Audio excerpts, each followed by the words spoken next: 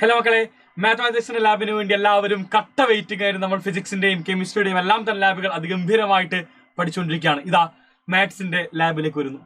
ആദ്യമായിട്ട് ചെയ്യാൻ വേണ്ടി പോകുന്നത് മാത്സിന്റെ ലാബ് 0. എല്ലാവരും നിർബന്ധമായിട്ട് പഠിക്കേണ്ട, ഏതൊരു വിദ്യാർത്ഥിയും ആദ്യമായിട്ട് പഠിക്കേണ്ട ലാബാണ് ലാബ് 0.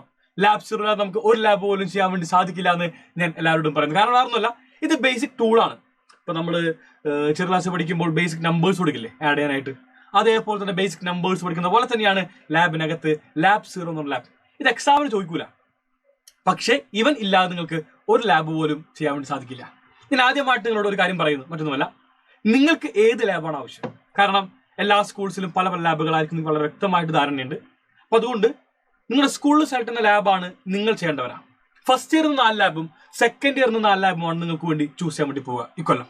അപ്പൊ അതുകൊണ്ട് നിങ്ങളുടെ സ്കൂളിൽ പറഞ്ഞ ലാബ് ഏതാണോ, നിങ്ങൾക്ക് ഏത് ലാബാണ് ആവശ്യമെന്ന് എല്ലാവരും ഈ ഒരു വീഡിയോന്റെ താഴെയുള്ള കമന്റ് ബോക്സിൽ എന്തായാലും രേഖപ്പെടുത്തണം. നിങ്ങൾക്ക് ആവശ്യമുള്ള ലാബുമായിട്ട് ഞങ്ങൾ നിങ്ങളിലേക്ക് വീണ്ടും വരുന്നതായിരിക്കും. സോ അതുകൊണ്ട് എല്ലാ മക്കളും എന്ത് ചെയ്യണം, നിർബന്ധമായിട്ട് മറക്കരുത്, ഈ ലാബിന്റെ താഴെയുള്ള കമന്റ് ബോക്സിനകത്ത് നിങ്ങളുടെ ആവശ്യമുള്ള ലാബ് ഏതാണ്, നിങ്ങൾക്ക് ഏത് ലാബിനെ പറ്റിയാണ് കൂടുതൽ അറിയേണ്ടത്, ഏത് ലാബാണ് ചെയ്യാൻ ഡിഫിക്കൽട്ട് ആയി നിൽക്കുന്നത്, എല്ലാം തന്നെ പറയുക. നിങ്ങൾക്കുള്ളതിന്റെ വീഡിയോ ആയിട്ട് ഞങ്ങൾ വരുന്നതായിരിക്കും. സോ ആദ്യമായിട്ട് ലാബിന്റെ 0ലേക്ക് പോകുന്നു. ബേസിക് കോൺസെപ്റ്റ് മനസ്സിലാക്കണം, ബേസിക്സ്. അതിനു തന്നെ ഞാൻ കാണിച്ചു തരാം. ഇങ്ങനെയാണ് നമുക്കൊരു ജിയോജിബ്ര സോഫ്റ്റ്വെയർ ഉണ്ടാവുക. ഇത് എല്ലാവരും മനസ്സിലാക്കേണ്ടത് ഇൻപുട്ട് ബോക്സ് ഏറ്റവും കൂടുതൽ ഇമ്പോർട്ടൻ്റ് ആയിരുന്നു. ഇൻപുട്ട് കൊടുക്കുന്നു, കറസ്പോണ്ടിങ് ഔട്ട്പുട്ട് ഉണ്ടാവുന്നു. നിങ്ങൾ അവിടെ നിങ്ങൾക്ക് എന്താണ് എന്ത് വേണമെങ്കിലും ടൈപ്പ് ചെയ്ത് കൊടുത്തു കഴിഞ്ഞാൽ കറസ്പോണ്ടിങ് നിങ്ങൾക്ക് എന്താണ് അതിന്റെ ഒരു ഔട്ട്പുട്ട് ലഭിക്കുന്നതായിരിക്കും. ഞാൻ ഫോർ എക്സാമ്പിൾ പറയുകയാണെങ്കിൽ, ഞാൻ എന്താ ഇപ്പോൾ ഇൻപുട്ട് ബോക്സിനകത്ത് നമുക്ക് ഏറ്റവും പ്രിയപ്പെട്ട ഫംഗ്ഷനാണ് x². ഇത് x അടിച്ചു, ഇവിടെ മേലേക്കുള്ള ആ ഒരു കുനിപ്പ് കൊടുത്തു, 2 കൊടുത്തു, x², എൻ്റർ കൊടുത്തു. നമുക്ക് എന്ത് കിട്ടി, x² എന്ന് പറയുന്ന ഫംഗ്ഷൻ കിട്ടി. ആ കാണുന്ന ഫംഗ്ഷൻ നമുക്ക് എന്ത് നേരെ ലെഫ്റ്റ് സൈഡിൽ കാണാൻ വേണ്ടി സാധിക്കും. കണ്ടോ, f(x²) അതാണ് നിങ്ങൾ ഇപ്പോൾ തന്നെ ഇൻപുട്ട് ചെയ്ത ഫംഗ്ഷൻ. അതിന്റെ ഗ്രാഫാണ് ഇത് ഇവിടെ വന്നിരിക്കുന്നത്.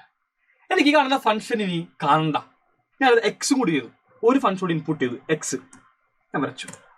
2 ഫംഗ്ഷൻ വന്നു, ഒന്ന് ചുവപ്പിലും ഒന്ന് നീലയിലും. അത് ഇവിടെ തന്നെ ഉണ്ടാകും. ചുവപ്പ് നിറത്തിലുള്ളത് g(x) ആണ്, ആൻഡ് നീല നിറത്തിലോ അത് x² ആണ്. എനിക്ക് x² കാണണ്ട, g(x) മാത്രം മതി. എന്ത് ചെയ്യാ, ഇവിടെ ഈ കാണുന്നൊരു ബബിൾ ഉണ്ട്, നമുക്ക് ക്ലിക്ക് ചെയ്യാം. സോ എന്തായി, ആ കാണുന്ന x² പോയി. നമുക്ക് ആവശ്യമുള്ള ഫംഗ്ഷൻ മാത്രമാണ് പിന്നെ കാണാൻ വേണ്ടി സാധിക്കും. ഇനി വീണ്ടും വരുത്തണമെങ്കിലോ ഒന്നും കൂടി ആ കാണുന്ന ബബിളിൽ ക്ലിക്ക് ചെയ്യുക, ഫംഗ്ഷൻ വന്നു. ഇതാണ് ഏറ്റവും ബേസിക് ആയത്. ഇനി ഞാൻ ഈ കാണുന്ന ലാബിനകത്ത് ഞാൻ മൊത്തം നീക്കിട്ടോ, നമുക്ക് ഇവിടെ അറിയാം. ഞാൻ എന്തെങ്കിലും നീക്കുന്നു, ഓക്കെ, ഞാൻ നീക്കിങ്ങനെ നീക്കി ഈ നീക്കിയിട്ട് ഞാൻ ഇവിടെ വെച്ചു. പക്ഷെ എനിക്ക് എന്താണ് വീണ്ടും മിഡിലേക്ക് വരണം. അയ്യോ, ഇത് എവിടെ നിൽക്കുന്നുണ്ട് ആരുണ്ടില്ല. കൺട്രോൾ M അമർത്താം, കൺട്രോൾ M. ഓക്കെ, കീബോർഡിനകത്ത് കൺട്രോൾ M അമർത്തി കഴിഞ്ഞപ്പോൾ എന്താണ്, നമുക്ക് നേരെ തന്നെ ഏതാണോ അതിന്റെ മിഡിൽ പൊസിഷൻ അതിനകത്ത് നിൽക്കുന്നതാണ്. ലാബ് നമ്മൾ എങ്ങനെയാണോ ചെയ്യാൻ ആരംഭിച്ച് അതുപോലെ തന്നെ വരുന്നതായിരിക്കും. സോ എല്ലാവരും ഓർക്കണം, ഇങ്ങനെയൊക്കെ മാറിപ്പോവും. സംശയമുള്ള കാര്യം, നമ്മൾ പോയിന്റ് ഒക്കെ നോക്കുമ്പോൾ ഒരുപാട് മാറിപ്പോവും. അത് മാറാതിരിക്കാൻ, നമുക്ക് തിരിച്ച് സ്റ്റാർട്ടിംഗ് പോയിന്റ് വരാൻ വേണ്ടി നിങ്ങൾ ചെയ്യേണ്ടത് കൺട്രോൾ M എന്ന് പറയുന്ന കീ ആണ്. ബസ് ലാബിലേക്ക് പോവാം. ആദ്യമായിട്ട് നിങ്ങൾ പരിചയപ്പെടണം, ഇവിടെ മേലെ കുറെ ടൂൾസ് ഉണ്ട്. ടൂൾസ് ആണ് നമുക്കെല്ലാം തന്നെ. ടൂൾസ് അപ്പോൾ എന്തിനാണെന്നും ടൂൾസിന്റെ ഉപയോഗം എന്താണെന്നും എല്ലാം തന്നെ നമുക്ക് വളരെ വ്യക്തമായ ധാരണ വേണം. ഇതിനകത്ത് ഓരോ ടൂളും പരിശോധിക്കണം. എല്ലാം നമുക്ക് എന്താണ് അത്രമേൽ ആവശ്യമുള്ള ആൾക്കാർ തന്നെയാണ്. ഇവിടെ വളരെ വ്യക്തമായിട്ട് നിങ്ങൾക്ക് കാണാൻ വേണ്ടി സാധിക്കും. നമ്മുടെ ലാബ് മാനുവലിനകത്ത് ഓരോ ടൂളിനെ പറ്റി പറയുന്നത് കണ്ടോ.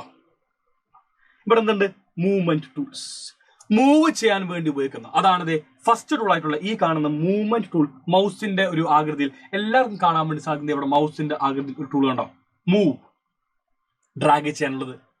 ആ കാണുന്ന ടൂൾ ഉണ്ടെങ്കിൽ മാത്രം നമുക്ക് ഡ്രാഗ് ചെയ്യാൻ പറ്റും. ഞാൻ നേരത്തെ ഇങ്ങനെ ഡ്രാഗ് ചെയ്ത് കണ്ടോ, ഇങ്ങനെ ഉണ്ടോ. അതെങ്ങനെയാ, അത് ഈ കാണുന്ന മൂവ്മെന്റ് ടൂൾ, മൂവ് ടൂൾ ഉപയോഗിച്ചുകൊണ്ട് മാത്രമാണ്. അവിടെ നിങ്ങളുടെ ഒരു റൈറ്റ് സൈഡിൽ ചെറിയ ആരോ കാണുന്നുണ്ടോ, കണ്ടോ. അത് ക്ലിക്ക് ചെയ്യുമ്പോൾ നമുക്ക് അതിനകത്തുള്ള എല്ലാ മൂവ്മെന്റ്സും, ഏതൊക്കെ ടൈപ്പ് മൂവ്മെന്റ് ഉണ്ട്, ഫ്രീ ഹാൻഡ് ഷേപ്പ്, പെൻ, അങ്ങനെ കുറെ സംഭവങ്ങളൊക്കെ ഉണ്ട്. അതൊക്കെ നമുക്ക് നാളെ കാണാൻ വേണ്ടി സാധിക്കുന്നതാണ്. അത് ഒഴിവാക്കി വെക്കാം, കഴിഞ്ഞു. ടൂൾ ഇതാണ് ഫസ്റ്റ് ടൂൾ. ഞാൻ നേരത്തെ തന്നെ സെക്കൻഡ് ടൂളിലേക്ക് പോകുന്നു. പോയിന്റ് ടൂൾസ് കണ്ടോ, പോയിന്റ് ടൂൾ. നമുക്ക് പോയിന്റ്സ് മാർക്ക് ചെയ്യാൻ പറ്റും. ഇപ്പോ ഗ്രാഫ് വരച്ചു, ഗ്രാഫിനകത്ത് പോയിന്റ് മാർക്ക് ചെയ്യണം. നമുക്കിത് ഈ കാണുന്ന പോയിന്റ് ടൂൾ ഉപയോഗിക്കാൻ പറ്റും. ഇവിടെ വെച്ചിട്ട് ഞാൻ ഇത് ഗ്രാഫിൽ നേരെ പോയിട്ട് ഈ കാണുന്ന പോയിന്റ്സ് ക്ലിക്ക് ചെയ്തു. പോയിന്റ് 1 ഏതാ പോയിന്റ്, ലെഫ്റ്റ് 2 4. അപ്പൊ കണ്ടില്ലല്ലേ, കണ്ടോളൂ. ഞാൻ ഒന്നുകൂടെ കാണിച്ചാൽ, ഞാൻ നേരെ പോയിട്ട് ക്ലിക്ക് ചെയ്തു, പോയിന്റ് വേണമെന്ന് കണ്ടു, ഞാനത് പോയിന്റ് അമർത്തി, ഞാൻ നേരെ പോയിട്ട് ഇവിടെ ഈ കാണുന്ന പൊസിഷനിൽ ഒന്ന് ചുമ്മാ ക്ലിക്ക് ചെയ്ത് ഗ്രാഫിക് മേൽ ഏത് പോയിന്റ് ആണ് ലെഫ്റ്റിൽ വന്നു, ഏതാ 2.45, 5.98. അതാണ് ഈ പറയുന്ന പോയിന്റ് ബി. ഇതാണ് മക്കളെ പോയിന്റ് ടൂൾ എന്ന് പറയുന്നത്. അപ്പോൾ പോയിന്റ് പ്ലോട്ട് ചെയ്യാൻ വേണ്ടി ഉപയോഗിക്കുന്ന ഒരു ഐറ്റം തൽക്കാലം അത്ര മനസ്സിലാക്കി. അതാണ് പോയിന്റ് ടൂൾ.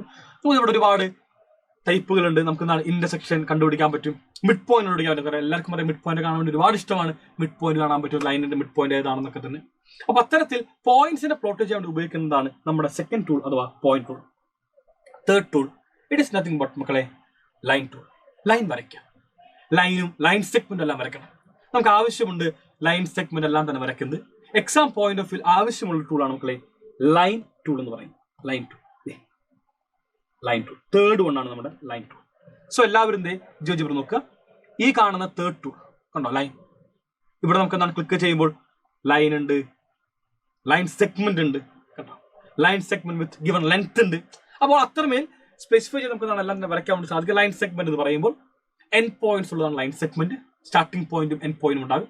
ഇനി ലൈൻ എന്ന് പറയുമ്പോൾ അതിന് സ്റ്റാർട്ടിംഗ് പോയിന്റും എൻഡ് പോയിന്റും ഒന്നും ഉണ്ടാവില്ല. റേ എന്ന് പറയുമ്പോൾ സ്റ്റാർട്ടിംഗ് പോയിന്റ് ഉണ്ടാവും, എൻഡ് പോയിന്റ് ഉണ്ടാവില്ല. ആ കാണുന്ന ലൈനുമായിട്ട് ബന്ധപ്പെട്ട എല്ലാം ഇവിടെ ഉണ്ട്. ഇങ്ങനെ ഒരുപാട് ടൂൾസ് ആണ് നമുക്ക് വരുന്ന ഓരോന്നിലും കാണാൻ വേണ്ടി സാധിക്കുക. അടുത്ത എന്താണ് സ്പെഷ്യൽ ലൈൻ ടൂൾസ് ഉണ്ട്, പോളിഗൺ ടൂൾസ് ഉണ്ട്, കോണിക് സെക്ഷൻ ടൂൾ ഉണ്ട്, സർക്കിൾ ആൻഡ് ആർക്ക് ടൂൾ ഉണ്ട്. ബേസിക്കലി നമുക്ക് ഇതൊന്നും അത്രമേൽ ഉപയോഗിക്കാൻ വേണ്ടി സാധിക്കുന്ന ഒന്നല്ല. അതായത് നമ്മുടെ എക്സാം പോയിന്റ് ഓഫ് വ്യൂ അത്രമേൽ ആവശ്യമില്ല. അതാണ് ഞാൻ ഉദ്ദേശിച്ചത് കേട്ടോ. ഓക്കെ, നമുക്കിവിടെ സർക്കിൾ വരയ്ക്കുമ്പോഴൊക്കെ നമുക്ക് ഈ കാണുന്ന ടൂൾ ഉപയോഗിച്ച് വരയ്ക്കാൻ സാധിക്കും, സംശയമില്ല കാര്യത്തിൽ. പക്ഷേ നമുക്കിവിടെ ഏറ്റവും കൂടുതൽ ആവശ്യം എന്ന് പറഞ്ഞാൽ നമ്മൾ ഏതൊരു ജിയോജിബ്രയുടെ പ്രോബ്ലം ചെയ്യുമ്പോൾ, ഏത് പ്രോബ്ലം ആയിക്കോട്ടെ, നമ്മൾ ഏറ്റവും അധികം യൂസ് ചെയ്യാൻ വേണ്ടി പോകുന്ന ടൂൾ മറ്റാരുമല്ല, second last tool. Second last tool action object tool.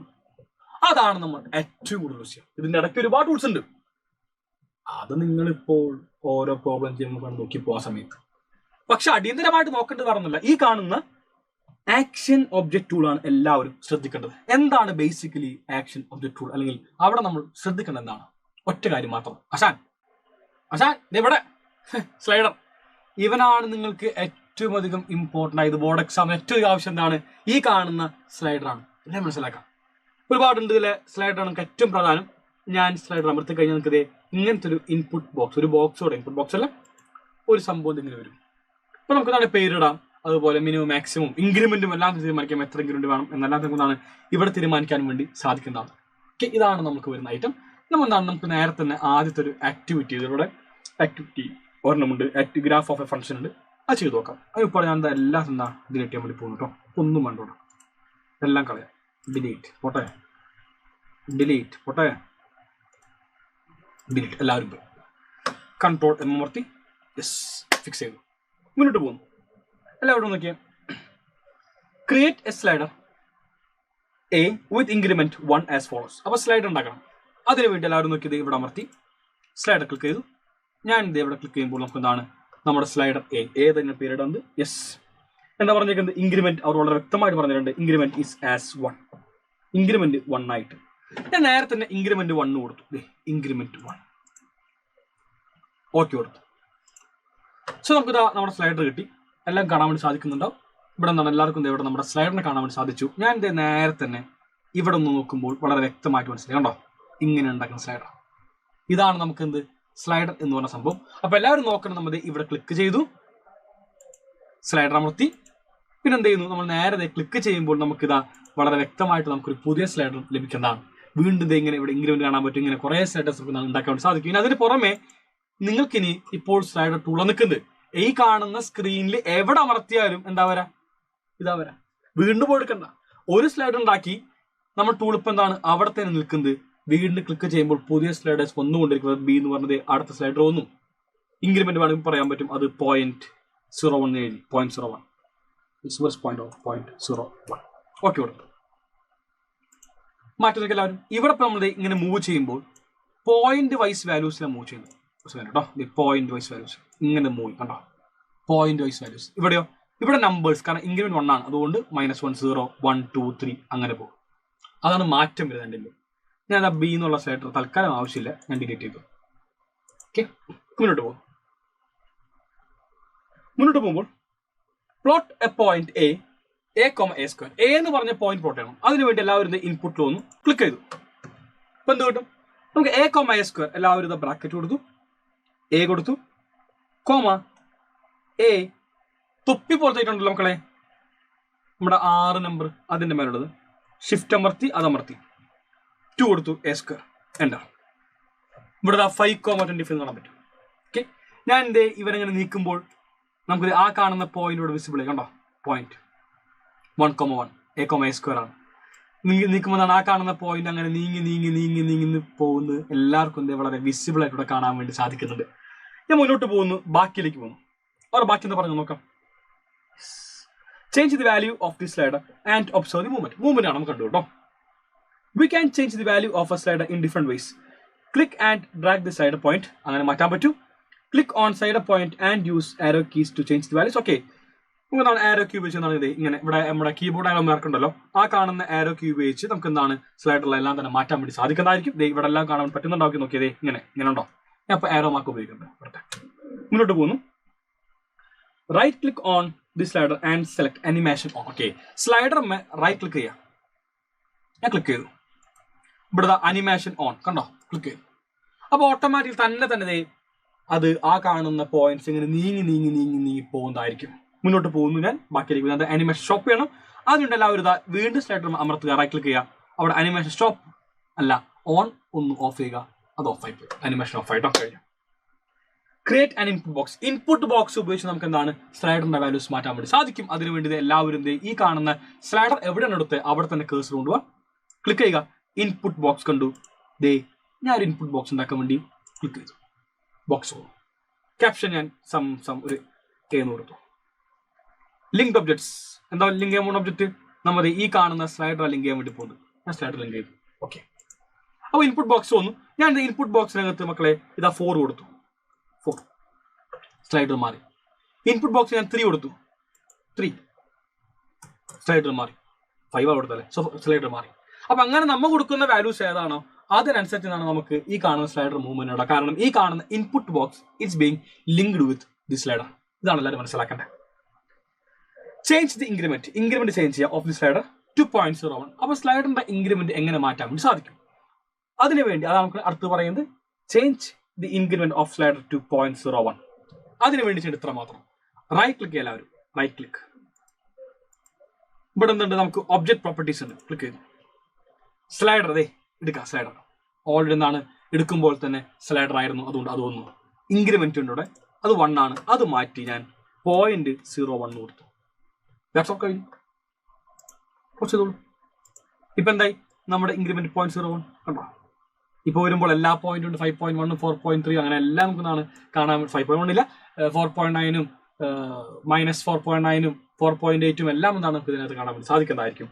മുന്നോട്ട് പോകുമ്പോൾ ബാക്കിയിലേക്ക് പോകുന്നു. Observe the movement of point. നമ്മൾ പോയിന്റ് ഒബ്സർവ് ചെയ്യും. പണ്ടത്തെ പോലെ തന്നെ വലിയ മാറ്റമൊന്നുമില്ല. പക്ഷെ എന്താ കുറച്ചും കൂടി അടുത്തടുത്ത് വരുന്നത്. പണ്ട് ഗ്യാപ്പ് ഇട്ട് വന്നിരുന്നത് അടുത്തടുത്താണ് കേട്ടോ. And moving on. Trace the point. എന്ന് പറഞ്ഞ പോയിന്റ് ട്രേസ് ചെയ്യാൻ പറഞ്ഞു. അതാണ് ഇവിടുത്തെ അടുത്തൊരു സംഭവം. ട്രേസ്. ക്ലാസ് നോക്കണം. Trace the point. അതിനുവേണ്ടി എങ്ങനെയാണ് നമ്മൾ ട്രേസ് ചെയ്യാൻ വേണ്ടി പോകുന്നത്? ക്ലാസ് ഞാൻ നേരത്തെ ഈ കാണുന്ന പോയിന്റ് ക്ലിക്ക് ചെയ്തു. പോയിന്റ് അല്ല, പോയിന്റ് ഉണ്ടോ? ഞാൻ പോയിന്റ് ക്ലിക്ക് ചെയ്തു. പോയിന്റ് ക്ലിക്ക് ചെയ്യുമ്പോൾ അവിടെ നിൽക്കുന്ന ട്രേസ് ഓൺ എന്നൊരു ഓപ്ഷൻ ഉണ്ട്. ഞാൻ ട്രേസ് ഓൺ ആക്കി. And I M moving the slider. ഞാൻ സ്ലൈഡർ മൂവ് ചെയ്തു. കറസ്പോണ്ട് നമുക്ക് എന്താണ് ട്രേസിങ് കിട്ടി. പക്ഷെ ഇപ്പൊ ഞാൻ മൂവ് ചെയ്തുകൊണ്ടിരിക്കുന്നു. എനിക്ക് കുറച്ചുകൂടി രസം, ഭയങ്കര ഹരം കൊണ്ടു. എന്താ പറയുക, മൂവ്മെന്റ് നടന്നുകൊണ്ടേയിരിക്കാം. അതിനുവേണ്ടി ഞാനത് നേരത്തെ അമർത്തി ഇവിടെ എന്ത് ചെയ്തു? ആനിമേഷൻ ഓൺ ആക്കി. അപ്പൊ നമ്മളൊന്നും ചെയ്യണ്ട, തന്നെ സ്ലൈഡർ നിന്നും തന്നെ ട്രേസ് ചെയ്തിട്ടുണ്ട്. ട്രേസ് തന്നെ വന്നുകൊണ്ടേയിരിക്കും. അപ്പോൾ ആ കാണുന്നത് കണ്ടോ, ട്രേസിന് എന്നുള്ള പോയിന്റ് വന്നു പോയിക്കൊണ്ടിരിക്കുന്നു. ട്രേസും ഓണാണ്, സ്ലൈഡറും ഓണാണ്. ഇറ്റ് ഗോ ഓട്ടോമാറ്റിക്കലി എന്ന് പറഞ്ഞുകൊണ്ട് നേരെ പോകുന്നു. Observe the curve traced. ഇതാണ് ക്വസ്റ്റ്യൻ വരുന്നത്. എന്താണ് ഇവിടുത്തെ കർവ് എന്ന് മക്കളെ? എക്സ് സ്ക്വയർ ആണ് കർവ്. എല്ലാവർക്കും അറിയാം, y = x². Create an input box for A. Change the definition of A as a,aq. Okay, ഇവിടെ നമുക്ക് എന്താണ് ഈ കാണുന്ന ഇൻപുട്ട് ബോക്സ് ക്രിയേറ്റ് ചെയ്ത് a,aq ആക്കി മാറ്റണം നമ്മളുടെ ഫംഗ്ഷൻ. ഇതാണെന്ത് അവർ അടുത്ത് പറയുന്നത്. അതിനുവേണ്ടി ഇൻപുട്ട് ബോക്സിനകത്ത് a,aq എന്ന് പറഞ്ഞ് ടൈപ്പ് ചെയ്താൽ മതിയോ? ഞാനിതാ തൽക്കാലം എന്താ നമ്മുടെ ആനിമേഷൻ ഓഫ് ചെയ്തു. ആനിമേഷൻ ഓഫ് ചെയ്തു. ഞാൻ ഇവിടുത്തെ നമ്മുടെ ട്രേസും ഓഫ് ചെയ്യാൻ വേണ്ടി ഇവിടെ ഒന്ന് റൈറ്റ് ക്ലിക്ക് ചെയ്തു. അവിടെ ട്രേസ് ഓൺ ആണ്. ഇപ്പൊ ട്രേസ് ഓൺ ആണോ? യെസ്, ട്രേസ് ഓഫ് ആക്കാം. ഞാൻ നേരത്തെ നമ്മുടെ ഇൻപുട്ട് ബോക്സിലിട്ടുണ്ട്. ഇൻപുട്ട് ബോക്സ് ഞാൻ ഇവിടെ വയ്ക്കാം. ഞാൻ അതിനാണ് ഫംഗ്ഷൻ പേരിട്ടു. ഫംഗ്ഷൻ കാരണം നമുക്കിവിടെ ഫംഗ്ഷനാണ് മാറ്റം വരാൻ വേണ്ടി പോകുന്നത്. ലിങ്ക്ഡ് ഒബ്ജക്റ്റ് രണ്ടാമത്തവന് കൊടുത്തു. യെസ്, അവിടെയാണ് ഞാൻ ഇനി മാറ്റം വരുത്താൻ വേണ്ടി പോകുന്നത്. ഓക്കെ കൊടുത്തു. ഇതാണ് നമുക്ക് നിലവിൽ വന്ന ഫംഗ്ഷൻ എന്ന് പറഞ്ഞ ഒരു ഒബ്ജക്റ്റ്. സോ ഞാൻ ഒന്നും കൂടി കേട്ട് കാണിച്ചാൽ എന്താണ് ഞാൻ അറിയാതെ സ്ക്രീൻ ഓഫ് ആയി പോയി. ഞാൻ തൽക്കാലം അത് ഡിലീറ്റ് ചെയ്യുന്നില്ല, അവിടെ നിൽക്കട്ടെ. ഞാൻ എന്ത് ചെയ്യുന്നു, ഞാൻ നേരെ തന്നെ വീണ്ടും ഒന്നും കൂടി ക്രിയേറ്റ് ചെയ്ത് കാണിച്ചു തരാം. ഇൻപുട്ട് ബോക്സ് എടുത്തു, ക്ലിക്ക് ചെയ്തു, പേരിട്ടു ഫംഗ്ഷൻ 1 എന്ന് കേട്ടോ. Function 1 FUNCTION. ഞാൻ ഫംഗ്ഷൻ 1 പേരിട്ടു. ലിങ്ക്ഡ് ഒബ്ജക്ട്സ് കണ്ടോ. ഞാൻ എന്ത് ചെയ്യുന്നു, നമുക്ക് ആവശ്യം ഇവിടെ A,AQ ആക്കി മാറ്റണം. അതിനുവേണ്ടി ഈ കാണുന്ന ലിങ്ക്ഡ് ഒബ്ജക്ട്സിൽ അമർത്തി ഓക്കെ കൊടുത്തു. ഇതാണ് ഫംഗ്ഷൻ വന്നിട്ട്. രണ്ട് സെയിം തന്നെ, മാറ്റമില്ല. നേരെ തന്നെ ഈ കാണുന്ന ഫംഗ്ഷൻ ഇപ്പോൾ A² ആണ്. അമർത്തി കഴിഞ്ഞ് ക്ലിക്ക് ചെയ്യുമ്പോൾ നമുക്ക് ഇവിടെ A² മാറ്റി. ഞാൻ നേരെ ബാക്കോട്ട് വന്നു, ആ കാണുന്ന സ്ക്വയർ മാറ്റി ഇതേ ക്യാൻസൽ ചെയ്തു. And right now shift cap 3 AQ enter. ഫംഗ്ഷനെ മാറി എന്താ A,AQ ആയിട്ട് മാറി. ഞാൻ നമ്മുടെ സ്ലൈഡർ ഇപ്പോൾ നീക്കുമ്പോൾ നമുക്ക് ആ കാണുന്ന പോയിന്റ്സ് ആണ് ട്രേസ് ഇങ്ങനെ വന്നുകൊണ്ടിരിക്കുന്നുണ്ടോ. ഇതാണ് നമ്മുടെ പുതിയ കർവ്. സോ A,AQ എന്ന് പറയുന്ന ഒരു പുതിയ കർവാണ് നമുക്കിവിടെ എല്ലാവർക്കും ഈ നിമിഷം കാണാൻ വേണ്ടി സാധിച്ചിരിക്കുന്നത്. A,AQ എന്ന് പറയുന്ന പുതിയ കർവ്. മുന്നോട്ട് പോകുന്നു. Observe the curve trace. എല്ലാവർക്കും അറിയാം X ക്യൂബിലെ കർവ് ആണ് വരുന്നത്. What does it represent? It's just the function x cube, y equal to x cube function ഇവിടെ കാണാൻ സാധിക്കും. അടുത്ത് പറഞ്ഞേക്കുന്നത് what should be the definition of a so that the curve represents the graph of the function f of x equal to x raised to 4. അപ്പോൾ എന്തുവാണ് A, A raised to 4. നമ്മുടെ A,AQ ആകുമ്പോഴാണ് നമ്മൾക്കുള്ള x cube എന്നുള്ള graph കിട്ടുന്നെങ്കിൽ ഇവിടെ A raised to 4 ആവണം. എന്നാലാണ് നമുക്ക് x raised to 4 എന്ന് പറഞ്ഞ ഗ്രാഫ് ലഭിക്കുക. ഇതാണ് നമുക്കിവിടെ ആദ്യത്തെ ആക്ടിവിറ്റി എന്ന് പറയുന്നത്. നമ്മൾ നേരെ പോകുന്നു. ഇതാണ് നമ്മുടെ ഇപ്പോൾ ഡിസ്കസ് ചെയ്ത എല്ലാ കാര്യങ്ങളും. ഞാൻ നേരെ തന്നെ ഇതാ ആക്ടിവിറ്റി പോയിന്റ് 3 പോകുന്നു. Some standard functions. ഇവിടെ നമുക്ക് എന്താണ് കുറെ സ്റ്റാൻഡേർഡ് ഫംഗ്ഷൻസ് എല്ലാം തന്നെ ടൈപ്പ് ചെയ്യാൻ പറയുന്നുണ്ട്. അതെല്ലാം ടൈപ്പിംഗ് വളരെ ഈസിയാണ്. ഞാൻ തൽക്കാലം എന്താണ് ഇവന്റെ എല്ലാം തന്നെ ഡിലീറ്റ് ചെയ്യുന്നു. ഞാൻ നേരത്തെ ഡിലീറ്റ് ചെയ്തു എല്ലാവരും. യെസ്, എല്ലാം പോയി.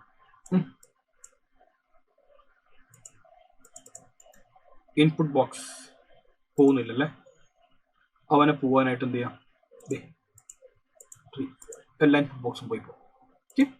അതും പോയി. നമ്മൾ എന്ത് ചെയ്യുന്നു, നമ്മൾ നേരെ തന്നെ ഈ കിടക്കുന്ന എക്സ് എന്നുള്ള ഫംഗ്ഷൻ ഇൻപുട്ട് ചെയ്യുന്നു. ഞാൻ നേരെ തന്നെ എക്സ് കൊടുത്തു. Just input X. ഇതാണ് മക്കളെ നമുക്ക് എക്സ് എന്ന് പറഞ്ഞ ഗ്രാഫ് ഉണ്ടാവുക. ഫംഗ്ഷൻ വരുമ്പോൾ എല്ലാവരും ശ്രദ്ധിക്കണം. ഇവിടെ ക്യാപിറ്റൽ ലെറ്റർ അല്ല വരേണ്ടത്. എപ്പോഴും എന്ത് ചെയ്യുക, സ്മോൾ ലെറ്റർ കൊടുക്കുക. That's better. എക്സ്. സോ നമ്മുടെ ഫംഗ്ഷൻ കിട്ടും. ക്യാപിറ്റൽ കൊടുത്തു നമുക്ക് നമ്മുടെ ഫംഗ്ഷൻ ലഭിക്കുന്നതായിരിക്കില്ല. അടുത്ത് എക്സ് സ്ക്വയർ വേണം. എന്താ കമന്റ് ഉണ്ടാവുക, എക്സ് നമ്മുടെ തൊപ്പി 2 എക്സ് സ്ക്വയർ. ഇനി മോഡുലസ് ഓഫ് എക്സ് ABS. ഇതാണ് കമന്റ്. ABS ബ്രാക്കറ്റിൽ എക്സ് കൊടുക്കാം. ഇതാണ് അബ്സല്യൂട്ട് ഫംഗ്ഷൻ എക്സ്. നോക്കി എല്ലാവരും നമ്മൾ പണ്ട് പഠിച്ച സെയിം ഗ്രാഫ് മോഡ് എക്സ് ഗ്രാഫിൽ കാണാൻ സാധിച്ചു. അടുത്തതാണ് square root X. Square root എക്സിന് വേണ്ടി SQRT കമാൻഡ് ഓർക്കാം. SQRT ഇതാണ് കമാൻഡ്. ഞാൻ നേരെ എക്സ് കൊടുത്തു. SQRT ഓഫ് എക്സ് എന്റർ കിട്ടി. ഞാൻ മോഡ് എക്സിന് ഓഫ് ചെയ്തു കേട്ടോ. ഇതാണ് SQRT ഓഫ് എക്സ്. എല്ലാം കാണാൻ പറ്റും square root function.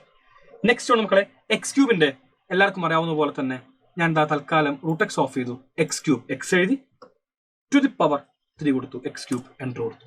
X ക്യൂബിന്റെ function വന്നു. മുന്നോട്ട് പോകുമ്പോൾ ഫ്ലോർ ഫംഗ്ഷൻ അതുപോലെ നമ്മുടെ ഗ്രേറ്റസ്റ്റ് ഇന്റജർ ഫംഗ്ഷൻ വന്നു. അതായത് ഈ കാണുന്ന FLOR ഫ്ലോർ എക്സ് എന്നാണ് കമന്റ് വേണ്ടത്. ഓഫ് ചെയ്തു. ഫ്ലോർ എക്സ് ടൈപ്പ് ചെയ്യുന്നു. FLOR X.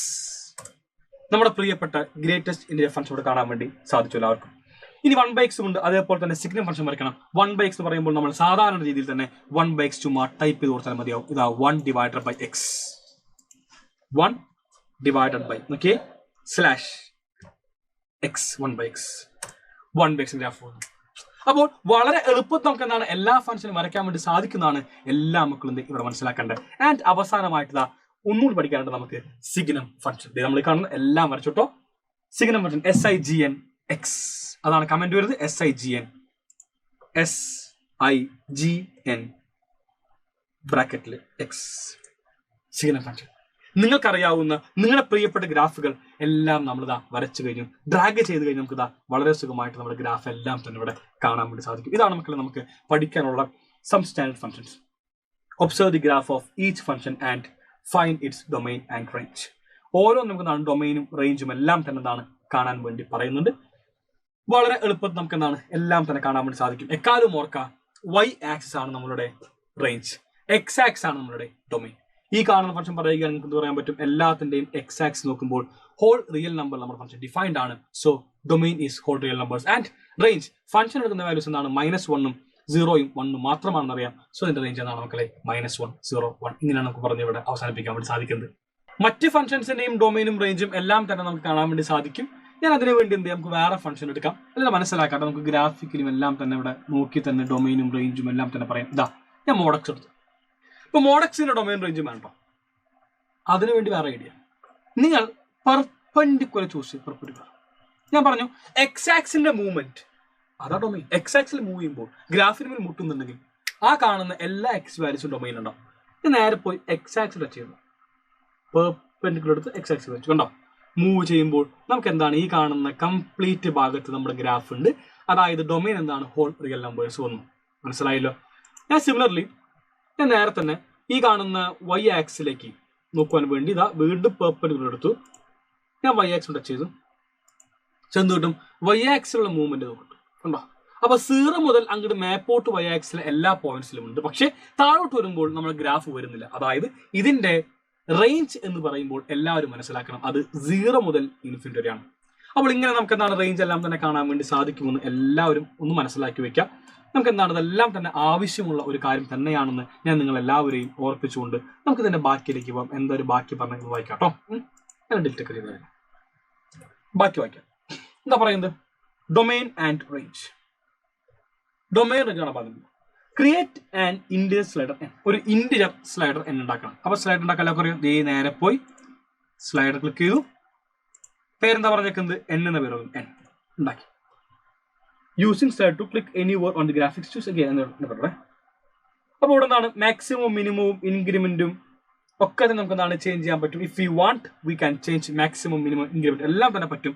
ഞാൻ തൽക്കാലം എന്ത് ചെയ്യാൻ നേരെ തന്നെ ഇൻക്രിമെന്റ് 0.01 കൊടുത്തു കേട്ടോ. നമുക്കറിയാം ഇൻക്രിമെന്റും എല്ലാം മാറ്റാൻ വേണ്ടി പറ്റും. ഞാൻ തൽക്കാലം 0.01 കൊടുത്തു. ഓക്കെ ഓഫ് ആയിട്ടും സിഗ്നം പോടാ, സിഗ്നം പോയി മുന്നോട്ട് പോയി. Draw the graph of f of x equal to x raised to n. x raised to n graph വരണം. അതിന് വേണ്ടി എന്ത് ചെയ്തു, നമ്മൾ നേരെ തന്നെ ഇൻപുട്ട് ബോക്സിൽ പോയി.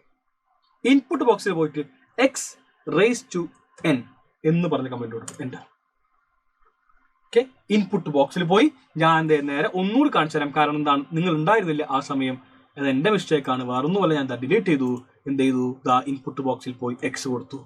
and എന്ത് വേണം, to the power n raised to n കൊടുത്തു, എൻ്റർ കൊടുത്തു. ഗ്രാഫ് കിട്ടി.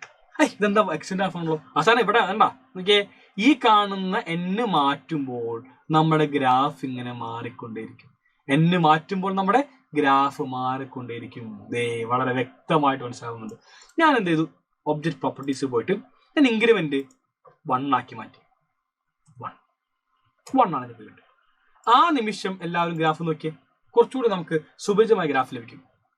2 കിട്ടി, n 2 ആയി മാറി. x സ്ക്വയർ n 3 ആയി മാറി. x ക്യൂബ് n 4 ആയി മാറി. x റൈസ് 4 ആയി. മേലെ താഴെ മേലെ താഴെ കണ്ടോ, മേലെ നിൽക്കുന്നു താഴെ വരുന്നു, മേലെ വരുന്നു താഴെ വരുന്നു. അതേപോലെ x റൈസ് 4 മേലെ വന്നു, x റൈസ് 5 താഴെ വരും. കണ്ട നോക്കിയാ, മേലെ താഴെ വന്നു. അങ്ങനെയാണ് മക്കളെ ഈ കാണുന്ന എല്ലാ ഗ്രാഫുകളും പോകുന്നത്. ഓഡ് ഫംഗ്ഷനും ഈവൻ ഫംഗ്ഷനും കൂടെ കാണാൻ വേണ്ടി സാധിക്കാന്ന് എല്ലാവരും മനസ്സിലാക്കാം. സോ അത് കഴിഞ്ഞു. Observe the graph of x raise to n and find domain and range for different values of n. n different values നമുക്കൊന്നാണ് ഡൊമൈൻ റേഞ്ച് കാണാൻ പറഞ്ഞിട്ടുണ്ട്. നമുക്ക് എന്ത് ചെയ്യാം, നമുക്കിവിടെ തൽക്കാലം ഇവരെന്താണ് നമ്പേഴ്സും പറയാത്തതുകൊണ്ട് പോസിറ്റീവ് മാത്രം മുന്നോട്ട് പോകും. നമുക്ക് ആദ്യം ചെയ്തു, ആദ്യം n1 കൊടുത്തു. n1 ആകുമ്പോൾ ഡൊമൈൻ ഹോൾ റിയൽ നമ്പേഴ്സ് ആണ്. നിങ്ങൾക്കറിയാം കംപ്ലീറ്റ് എക്സിൽ വരുന്നുണ്ട് ആൻഡ് കംപ്ലീറ്റ് വൈയിലും വരുന്നുണ്ട്. ഡൊമൈനും റേഞ്ചും എല്ലാം നമുക്ക് 6 ആണ് വരുന്നത്. മുന്നോട്ട് പോകുന്നു, അടുത്തേക്ക് പോകുന്നു. സെക്കൻഡ് ഫംഗ്ഷൻ n2 കൊടുത്തു. X square. ഡൊമൈൻ എന്താ? ഹോൾ റിയൽ നമ്പേഴ്സും റേഞ്ച് ഓഫ് സീറോന്റെ മേൽഭാഗം മാത്രമേ ഉള്ളൂ. അതായത് റേഞ്ച് എന്താണ് വരുന്നത്? Closed interval 0 infinity. പിന്നെ എക്സ് ക്യൂബ് ആകുമ്പോൾ ഹോൾ റിയൽ ലൈനിൽ ഡൊമൈൻ ആണ് എക്സ് ക്യൂബ്. ആൻഡ് റേഞ്ച് എന്ന് പറയുമ്പോൾ ഹോൾ ബൈ എക്സ് വന്നു.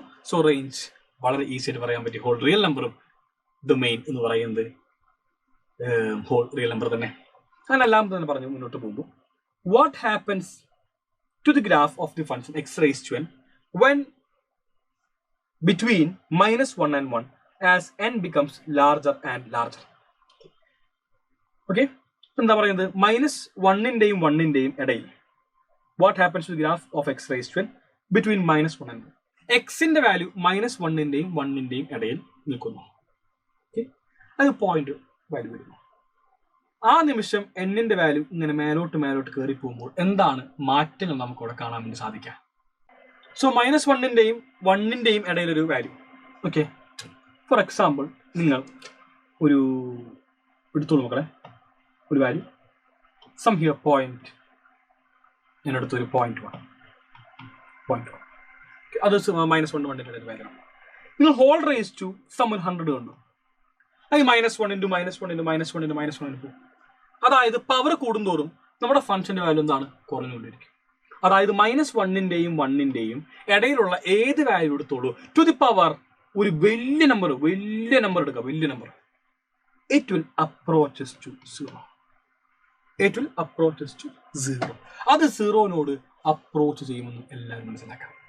ഇതാണ് ഇവിടുത്തെ അടുത്തൊരു കാര്യം അവർ നമ്മളോട് പറഞ്ഞിരിക്കുന്നത്. സോ ഇങ്ങനെയാണ് നമുക്ക് ഈ കാണുന്ന ലാബ് എല്ലാം തന്നെ വരുന്നത്. എല്ലാവർക്കും ലാബിന്റെ എല്ലാ ആക്ടിവിറ്റിയും വളരെ വ്യക്തമായിട്ട് തന്നെ മനസ്സിലായി എന്ന് വിശ്വസിക്കുന്നു. എല്ലാവരും ഈ കാണുന്ന ടേബിൾ എല്ലാം തന്നെ ഫില്ല് ചെയ്യുക. വളരെ എളുപ്പത്തിൽ നമ്മളിതാ ലാബ് 0 കംപ്ലീറ്റ് ചെയ്തു. നമുക്കിനി ലാബ് 1ഉം ലാബ് 2 എല്ലാം തന്നെ പഠിക്കണം. നിങ്ങളാണ് പറയേണ്ടത് ഏത് ലാബ് പഠിക്കണമെന്ന്. സോ നമ്മൾ വീണ്ടും മറ്റൊരു വീഡിയോ കണ്ടുമുട്ടും പറഞ്ഞുകൊണ്ട് വൈൻഡപ്പ് ചെയ്യുന്നു.